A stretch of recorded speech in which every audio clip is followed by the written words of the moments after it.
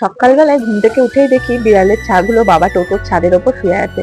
একটা তো আমাকে দেখেই ভয়ে পালিয়ে গেল, আর একটা এই যে আমি একটু ডাক দিতে ও লাফ মেরে পালিয়ে গেল। বেশ ভালোই ঘুমিয়েছিল, আমি ঘুমটা ভাঙিয়ে দিলাম। তারপরে এই যে এখন চা নিয়ে বসে পড়েছি। আর পাউরুটি গুলো এনেছিল আজ, দুদিন হলো খাওয়া হয়নি, পঞ্চমী ছিল বলে সেভাবে খাওয়া হয়নি। তো আজকে এই যে একটু সেকে নিয়েছি, ওই দিয়ে দুধ চা, বেশ ভালোই লাগছিল খেতে। আর এর সাথে যদি একটু বাটার হতো ব্যাস জমে যেত পুরো। তারপরে এই যে মাছবেলা চলে এসছে, আর এই যে মাছ আনতে চলে গেছি। আর ছিল খচা মাছ ছিল আর সিলভার কাপ মাছ ছিল। তো আমরা সিলভার কাপই মাছটা নিলাম, বেশ ভালোই লাগে খেতে, মা খুব সুন্দর করে রান্না করে। তো এই যে মাছ নিয়ে চলে এসেছি, এই মাছটাই নিয়েছি। আর তোমরা এই মাছ খেতে ভালোবাসো নাকি অবশ্যই কমেন্টে জানাবে।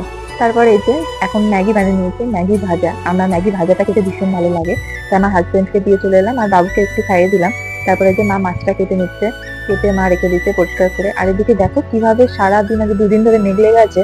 তা সারাদিন আজ সকাল থেকে আবার বৃষ্টি শুরু হয়েছে, আর অনেক কটা কাঁচা বাকি ছিল, কারণ দুদিন ধরে তো মেঘ লেগে গেছে। কাচবো কি কাচবো না ভেবেই কুল পাচ্ছি না। তারপরে যে 10 টাকা নিয়ে এখন চলে যাচ্ছি দোকানে।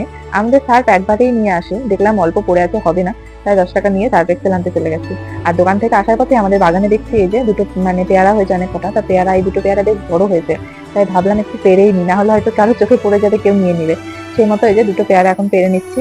পেয়ারা খেতে তো ভালোই লাগে, পেয়ারাটা বেশ তেল ঝাল লবণ দিয়ে মানে মাখালে বেশ ভালোই লাগবে। তো দুটো পেয়ারা এই যে আমি নিয়ে এখন বাড়ি যাবো। আর এই যে আমাদের কলা গাছে দেখো কি সুন্দর কলা এসেছে। এই 1 বছর ধরে জানি না কি হয়েছে কলা গাছটা, মানে ওপর দেখে তুমি কলাগুলো এত সুন্দর না, খেতে ইচ্ছা করবে, কিন্তু ভেতর পুরো নষ্ট, কালো কালো ভাব। কিছু মানুষের মন যেমন, ওপরটা বেশ চকচকে, ভেতরটা পুরো হিংসাতে ভরা, নষ্ট মন যাকে বলে। তো সেই রকম অবস্থা হয়েছে। তো যাই হোক, পেয়ারাগুলো নিয়ে চলে এসেছি বাড়িতে। আর এই যে জামা কাপড় গুলো নামাতেই দেখে আবার বৃষ্টি শুরু হয়ে গেছে, কি করবো ভেবে পাচ্ছি না, বসেই ছিলাম। কি এরপর অ্যাপেল, অ্যাপেল কে খাবে? আমার ছেলে এখন দিদুনের সঙ্গে খেলা করছে।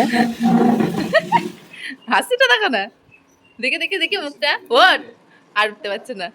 ওঠো ওঠো ওঠো ওঠো ওঠো ওঠো, ওই ওইয়া হয়েছে।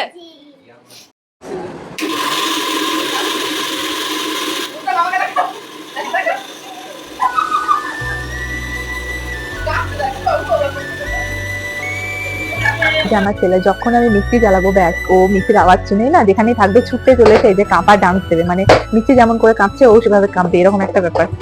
এই যে জামা কাপড় কেচে আসতে না আসতে আবার শুরু হয়ে গেল বৃষ্টি। এবার ভাবছি জামা কাপড়গুলো মেলবো কোথায়, তাই মা এই যে একটা দড়ি টাঙিয়ে দিয়েছে ডাইনিং এ, সেখানে জামা কাপড়গুলো জল ঝরাতে দিয়েছি, পরের দিন যদি রোদ ওঠে তাহলে সকালে দেওয়া হবে।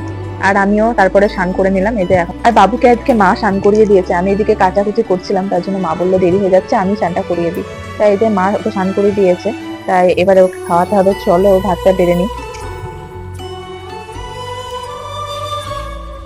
চলো ভাত খাই দেবো ছেলেকে, কাঁটা দিয়ে ভাত খাবো বাবা। আরে বাবা, আরে বাবা, নাচটা দেখি, নাচটা দেখি কেমন করে নাচছে, নাও। ভাত খাইয়ে এই যে এখন ঘুম পাড়িয়ে দিয়েছি। তারপরে আমি, মা, বাবা তিনজনাতেই টিভি দেখছি আর এখন ভাত খাচ্ছি। তারপরে যে রেস্ট নিয়ে বিকেল বেলায় কি খাবো কি খাবো, ফ্রিজটা খুলে দেখছিলাম যে কি আছে এর মধ্যে। এই যে দেখি একটা আইসক্রিম পড়ে আছে, তা চলো আইসক্রিমটা খাওয়া যাক। আর সত্যি কথা বলতে ঘুম থেকে উঠেই না কি খাবো কি খাবো এটা মনে হয়, সন্ধ্যে হলে বা বিকেল হলে। তোমাদের মনে হয় না? আমার তো খুব মনে হয়। আইসক্রিমটা প্রথমে গলে গেছিল, তারপরে আবার তাকে বড় মানে জমানো হয়েছে। যাই হোক, খেয়ে যায় পেঁপের মতো হয়ে গেছে, কেমন একটা আম খাচ্ছি টাইম হচ্ছে না দেখে, মানে আইসক্রিমটা গলে যাচ্ছে, আইসক্রিমের আকারটাই পুরো চেঞ্জ হয়ে গেছে। তো হাসি লাগছিল যে এটা কি ধরনের আইসক্রিম রে বাবা। যাই হোক, খেতে তো ভালোই টেস্ট আছে, দেখতে যেমনই হোক। আর এদিকে আমি আইসক্রিম খেতে থাকি আর তোমরা আমার ভিডিওতে লাইক কমেন্ট করতে থাকো।